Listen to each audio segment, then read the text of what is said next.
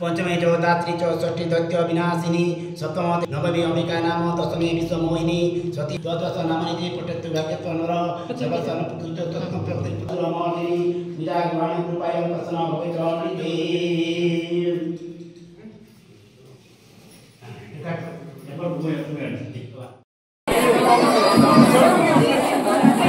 मुड़िया मार लो बाबू मुड़िया मार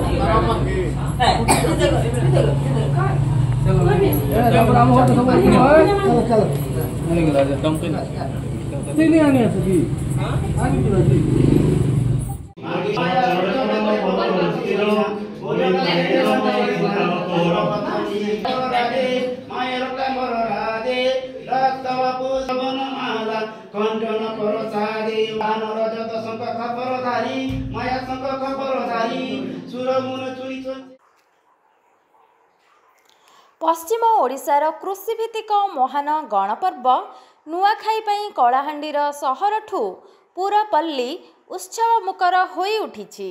बिलरे उत्पादित नूतन शस्य को प्रथमे निज इष्ट देवादेवी निकटरे अर्पण करिबा परे सेही प्रसाद को ग्रहण करा जाउथिबारु एही पर्व को नुआखाई नामरे नामित करा जाइछि।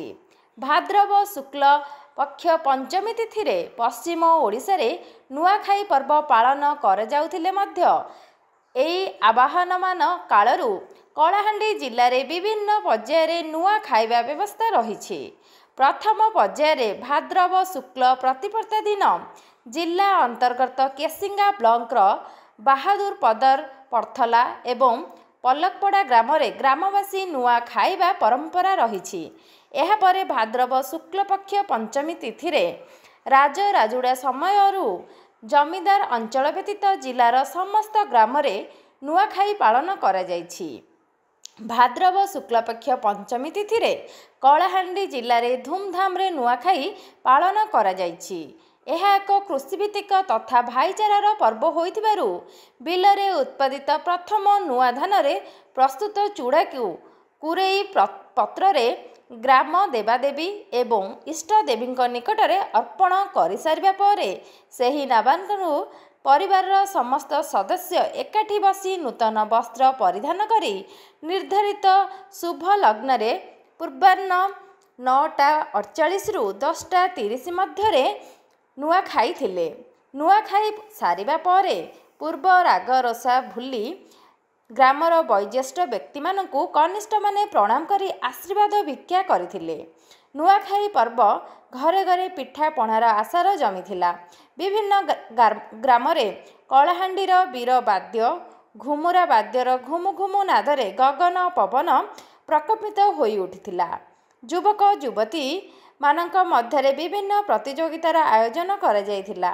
संध्यारे विभिन्न स्थान रे आयोजित सांस्कृतिक कार्यक्रम नुआखाईर महल को आहुरी मनलोभा करिथिला। नुआखाई जुआर आमे समस्ते एई नुआखाई वर्षक तमाम जगे अपेक्षा रही था। नुआखाई आगु प्रथम तो आमे घर द्वार सब सफा सुतरा करूँ एवं समस्त लुगापटा करि थाउ।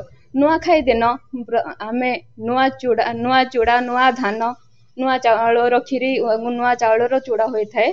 ଏହି दिन ପ୍ରଥମେ ଆମେ ଇଷ୍ଟ ଦେବୀ ଗ୍ରାମ ଦେବୀ ଏବଂ ସର୍ବଦେବା ଦେବା ପାଇଁ ପୂଜା କରି ତାପରେ ଘରେ ପୂଜା କରୁ ଏବଂ ସମସ୍ତେ एकत्रित भाव बसी नुआ खाई था।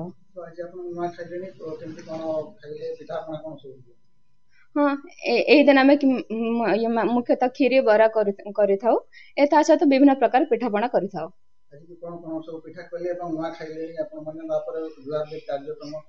हाँ पिठा पिठा पणा भी कलु एवं समस्त प्रत्येक गुरुजन आशीर्वाद नलु। ए दिन समस्त एकत्रित होइथिबा जगो हमको बहुत खुशी लगे। मो ना होचे मिलन कुमार साहू गाँ कलमपुर। पर्सनल लाइफ तो मुझे जॉब करुचे भवानीपाटना रे रही बट नुआखाई गुड़ा होचे आमर पश्चिम ओडिशा गोटे एडे बड़ पर्व सब वर्ष आम समस्त मिलमिशी नुआ खाइसु।